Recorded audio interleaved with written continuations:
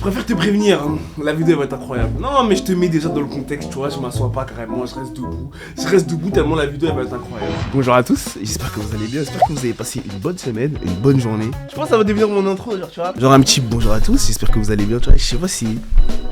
Non, c'est trop nul. Bref les gars, j'espère que vous allez bien. Aujourd'hui on se retrouve pour une vidéo, franchement une vidéo qui me tient particulièrement à cœur. C'est une vidéo un peu rétro, un peu nostalgique. Ouais, un peu de nostalgie, ça fait pas de mal. Tu vois, comme ça nous montre que le temps n'est qu'éphémère. Le temps n'est qu'un débris de temps. Du coup les gars, comme vous avez vu dans le titre, aujourd'hui nous allons parler des dessins animés de notre enfance. Une petite vidéo rétro, une petite vidéo où tu vas glisser ta larme un peu, tu vois ce que je veux dire. Mais parce que les gars, moi personnellement, j'ai eu une très bonne enfance. Vraiment une très très bonne enfance. Et mon enfance, je pense elle a joué grâce à la télé. Ça a énormément joué dans mon enfance. Vraiment, j'avais un téléphone, je n'avais pas besoin. Je rentrais des cours, directement en télé, il y avait tout sur la 14, sur la 18, sur Nickelodeon. Bon, j'allais pas sur Game One, j'aimais pas. C'est peut-être pour ça d'ailleurs que je porte pas trop Naruto dans mon cœur, mais bon. Ça, c'est entre parenthèses, mais tu vois, genre, franchement, la télé, ça a énormément joué dans mon enfance. Et surtout les dessins animés que j'avais. Moi, j'ai grandi vraiment, je pense, à la meilleure période possible. Je sais pas vous. Mais de toute façon, on va en parler. Et qui sait, peut-être que je le ferai en plusieurs épisodes, sûrement, parce qu'il y a eu trop de bangers. Je peux pas que en parler de. Mais bref, sur ce, les gars, sans plus attendre, on va passer aux choses sérieuses. J'enlève mon chewing-gum carrément. Désolé, c'est pas très. Bref, et sur ce les gars, sans plus attendre, nous allons commencer la vidéo tout de suite. Le premier banger, le premier dessin animé que je vais parler, mais franchement c'est un dessin animé qui a matrixé, je pense, toute une génération, qui nous a bercé des débuts des années 2000, fin années 90, tu vois. C'est Inspecteur Gadget. Ouais, tu connais Gogo Gadget et tout, mais on va en parler parce que franchement, ce banger mérite qu'on en parle. Alors, Inspecteur Gadget est une série télévisée. C'est le script, hein, c'est pas moi. Moi j'aurais dit dessin animé, mais tu connais, mais vas-y, bref.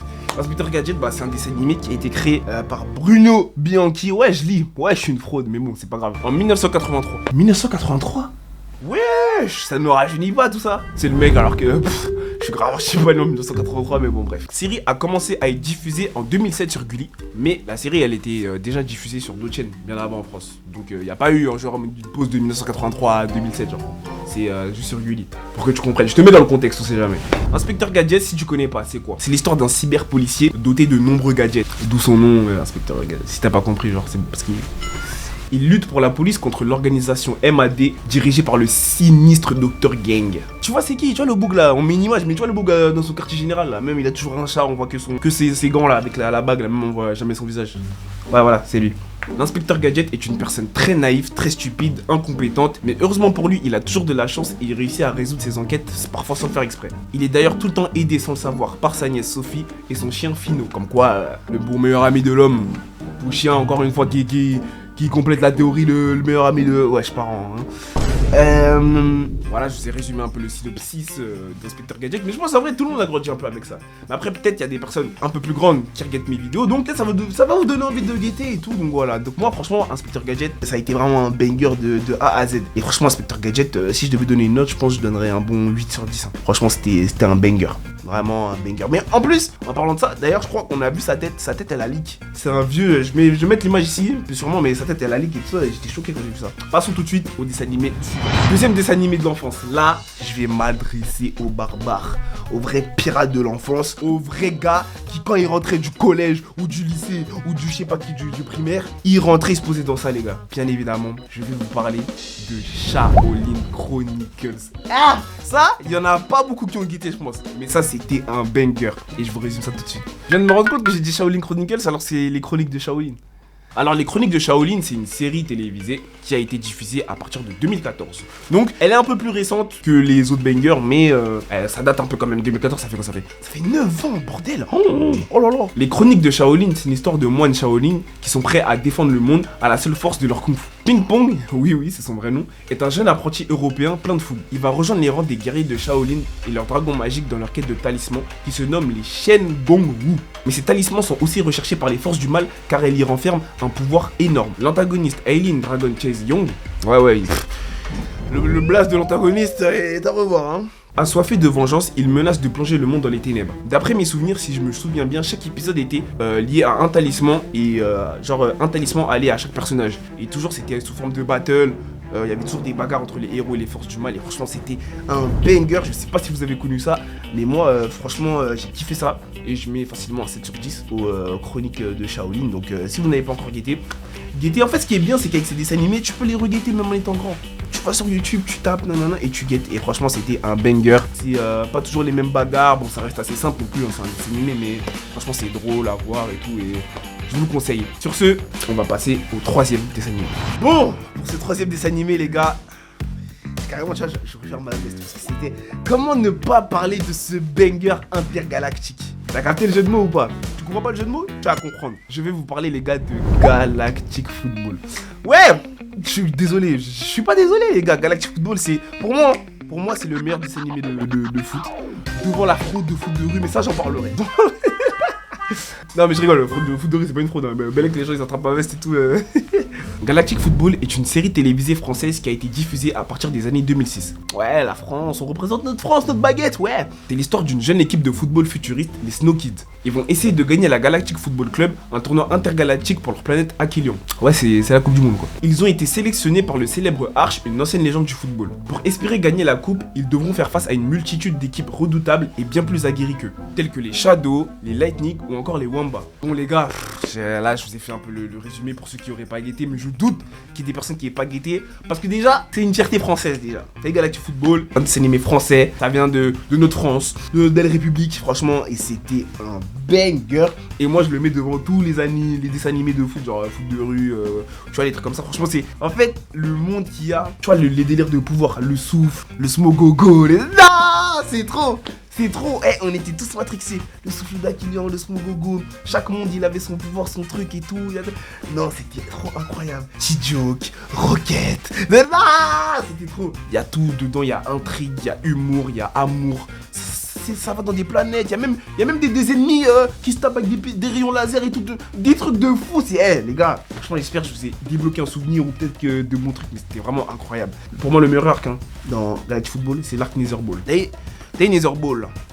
En fait, ça se passait dans un stade. C'était des 1v1, mon pote, comme à l'époque de David et Goliath. Tu vois ce que je veux dire? Des 1v1. Et là, dans cet arc, il y a un truc qui fait Rocket. Il avait quitté les Snow Kids. Je vous spoil, hein. Je m'en fiche. Il avait quitté les Snow Kids. Il était parti là-bas. Et il tapait tout le monde en 1v1. C'était de la hagra pure et dure. Pour moi, gros billet, pour moi, Rocket, Netherball, tabasse. Je dis bien tabasse tous les joueurs de Blue Lock réunis. Non mais au bout d'un moment faut savoir dire les termes. Voilà. Mais en tout cas les gars, c'était vraiment incroyable. C'est même T-Joke, la trahison de sa meuf là. Oh, la meuf là, comment elle s'appelait l'autre grognasse la brune là, même quand elle a quitté les Snow Kids pour aller rejoindre les Shadows là. Oh là là là là, j'avais envie de là. Oh non mais en tout cas les gars, Galactic Football, ça rentre dans mon top 5 facilement des meilleurs dessins animés préférés. Et je lui mets la note de 9 sur 10. Franchement c'était incroyable. Si vous n'avez pas vu, allez le voir. Ça peut se guetter même là maintenant. Je crois qu'il y a sur Demolition, un truc comme ça. Même sur Netflix je crois, hein, si je dis pas de bêtises. Mais voilà. Sur ce, on passe au quatrième dessin animé. Pour ce quatrième dessin animé, les gars, j'ai essayé d'être un peu dans la mixité. Tu vois ce que je veux dire? Ouais, je vais vous parler de Gawain. Ouais, je pense qu'en fait, Gawain, c'est un banger. Tu vois, c'est un mini banger et tout. Donc, tu vois, on touche à tout. Mais Gawain, moi, j'ai kiffé, les gars. Et de toute façon, on va en parler. Gawain, c'est une série d'animation française, italienne et plein d'autres nations, mais j'ai la flemme de le dire, qui a été diffusée sur Gulli à partir des années 2010. Cela se passe au Moyen-Âge. Victime d'un sortilège, la princesse Gwendoline est chassée de son trône et est réduite à toute petite taille par le méchant duc et son ami Rex. Son ami, c'est un cafard, mais il s'appelle Rex. Bref, avec des compagnons, elle poursuit la quête du cristal de Gawain qui doit lui rendre sa taille et son trône. Elle sera aidée de Sir Roderick, un chevalier prétendant, William, un jeune écuyer de 10 ans, et de sa sœur Feriel, apprentie magicienne peu douée possédant le grand livre magique, et enfin Chao Long, un jeune sage. Durant leur voyage, ils auront une multitude d'obstacles et d'ennemis envoyés par le méchant duc afin qu'ils ne retrouvent pas le cristal de Gawain. Alors personnellement, franchement c'était vraiment un banger, moi j'ai kiffé, mon personnage préféré c'était Sir Roderick, c'était trop bête, il faisait grave rire et vas-y, c'était grave drôle. Mais les gars, spoiler alerte, je préfère vous prévenir, vous ne devinerez jamais ce qui s'est passé à la fin. Tu veux que je te dise? Vas-y, je vais te dire. À la fin, Gwendoline, elle récupère sa taille normale. Tout le monde pensait ils allaient fêter correctement au royaume et tout. Ils allaient, tu vois, genre, parce que c'était quand même un long voyage. Mais à la fin, Gwendoline, elle les emprisonne. Elle met Sir Roderick dans le chameau. Elle emprisonne les 3 autres et elle se barre Depuis tout le début, elle se servait d'eux juste pour récupérer son trône. Non mais quand j'ai vu ça, les gars, j'étais choqué. En plus, j'ai vu ça sur TikTok. C'est-à-dire, j'ai même pas vu ça à la télé, j'ai vu ça sur TikTok. Dis-toi, non, c'est une dinguerie. Moi, je pense. Moi, tu vois, faut pas faire confiance à la femme, les gars. Petite musique triste. Moi, tu vois, carrément, mon téléphone il tombe, wesh. Moi, je pensais ils étaient des compagnons et tout, ils avaient créé un lien, c'était une famille et tout. Elle a fait ça. C'est ça les femmes. C'est le mec qui dérape. En tout cas les gars, c'était un banger. Franchement Gawain, un bon 7,5. Franchement ouais, drôle, passionnant, une petite aventure et tout ce qu'on aime. Passons au 5e dessin animé. Les gars, pour le 5e dessin animé, franchement c'est un dessin animé qui me parle à cœur parce que j'ai énormément apprécié cet animé. Il rentre dans mon top de mes dessins animés, je suis en fou, dessins animés préférés. Et franchement c'était un banger les gars. Qui d'autre que les parents sont magiques. Oh là là, tu vois rien qu'au blast, tu sais que c'est un banger. C'est une série américaine qui a été diffusée en France à partir de l'année 2003, mais elle est arrivée sur Gulli en 2014. Oui, je te donne toujours la règle de Gulli parce que je guettais que là-bas. La 18 pour moi c'est mon truc préféré, je guettais tous mes trucs là-bas. C'est l'histoire de Timmy Turner, un jeune garçon de 10 ans qui habite avec ses parents dans la ville de Dimsdale. Il mène une vie banale et de misère et se fait garder par une babysitter sadique et cruelle, Vic. Mais un jour, tout va basculer lorsque ses parents magiques vont apparaître, Cosmo et Wanda. Ce sont des fées qui peuvent exaucer n'importe quel vœu de Timmy. Étant donné que Timmy n'est qu'un jeune enfant de 10 ans et immature, souvent ses souhaits, il tourne un peu au désastre. Durant l'œuvre, il y aura de nombreux antagonistes qui voudront nuire à Timmy et ses parents et qui proviennent du monde des humains ou du monde des fées, tels que le professeur Denzel Crocker qui est persuadé de l'existence des fées et qui souhaite le faire découvrir au monde entier. Vraiment les gars, mes parents sont magiques, ça a bercé une grande partie de mon adolescence. Quand je vous dis je regardais ça, je regardais même les films, je regardais les films où ils étaient un peu en mode réel et tout, c'était vraiment incroyable, je kiffais, les épisodes sont drôles, tu ne t'ennuies pas, en fait, un peu tous les dessins animés, ça reste marrant, mais je sais pas, mes parents sont magiques, ça a vraiment cet effet de famille, cet effet de... Franchement, c'était incroyable. D'ailleurs, il y a un autre personnage que je vous ai pas introduit, mais c'était le bébé, parce que Cosmo et Wanda, à un moment, ils vont avoir un bébé, et après, genre, il y aura de nouvelles saisons avec ce bébé, et ça va être trop drôle.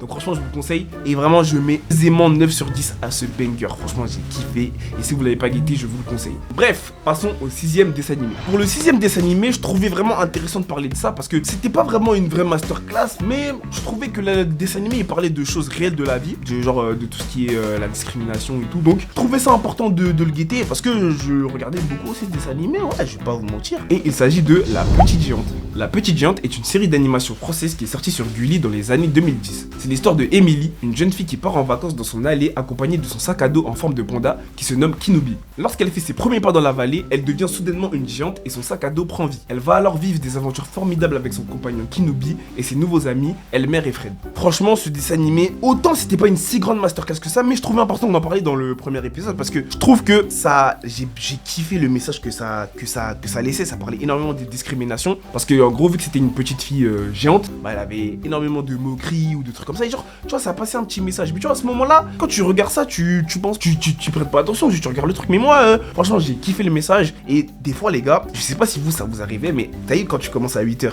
avant sur la télé, il y a des dessins animés de nuit. Et je vous jure, ça pouvait m'arriver de me lever vers 5h30, 6h pour me lever pour regarder La Petite Géante. Tellement j'ai kiffé le truc, tout l'univers et tout, je me levais à 5h30 pour regarder La Petite Géante. Je ne sais pas un mensonge, vraiment. Donc franchement, j'ai kiffé à regarder. Bon, si maintenant je regarde, je vais pas vous mentir, ça... Bon, c'est cool en famille, quoi, pour les petits, mais voilà. Donc c'est pas une si grande masterclass que ça, mais j'ai kiffé le message, donc je trouvais important d'en parler. Et voilà. Sans plus attendre, nous allons passer au 7e dessin animé et avant-dernier.